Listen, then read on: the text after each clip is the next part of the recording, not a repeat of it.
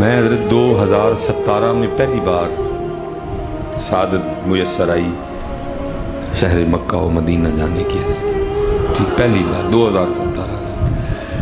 تو جب وہ دن آیا نا جس دن ہم نے غار ثور شریف جانا تھا، وہ 2017 آج سے تقریباً 5 سال پہلے، تقریباً 33-34 سال عمر تھی اور اتنا جوش کہ حضرت ہم نے جوتی بھی نہیں پہنی، ننگے، اور لوگ چلتے جا رہے تھے اور ہم بھاگتے ہوئے جا رہے تھے، اتنا جوش ہے حضرت۔ اللہ حضرت جی بڑا ادب، بڑی محبت ان راہوں سے، ان گلیوں سے جن میں سے میرے محبوب علیہ السلام گزرے، ٹھیک ہے جی۔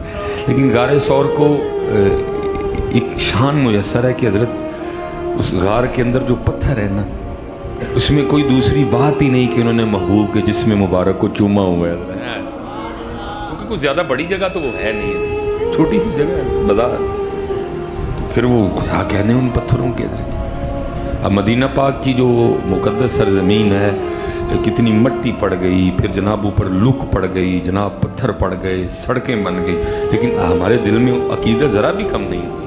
لیکن کیونکہ غار ثور حضرت آج بھی اسی طرح ہیں جس طرح نبی پاک علیہ السلام کے مبارک دور میں تھی، تو بڑی عقیدت، ہم بھاگتے ہوئے گئے حضرت نیچے سے۔ تو تقریباً کوئی نا ہم وہ کی کہتے ہیں آدھا سفر ہم نے طے کیا ہوگا، تو اوپر سے کوئی 3 یا 4 نوجوان آ رہے تھے، تو لانگ نکر، اوپر ٹی شرٹ، ہاتھ میں انہوں نے نا وہ پانی کی بوتلیں پکڑی۔ میں نے سمجھا کہ شاید ٹرکی سے، میں نے السلام علیکم کہا، انہوں نے وعلیکم السلام کہا۔ میں نے پوچھا، میں نے کہا ٹرکی؟ انہوں نے کہا نہیں، فلسطین۔ پھر اس نے مجھے پوچھا آپ کی کنٹری کون سی ہے، انگلش میں، تو بول نہیں میں اتنی سکتا، سمجھ بہرحال میں لیتا ہوں کسوں کی۔ تو میں نے اس کو کہا پاکستان ہے۔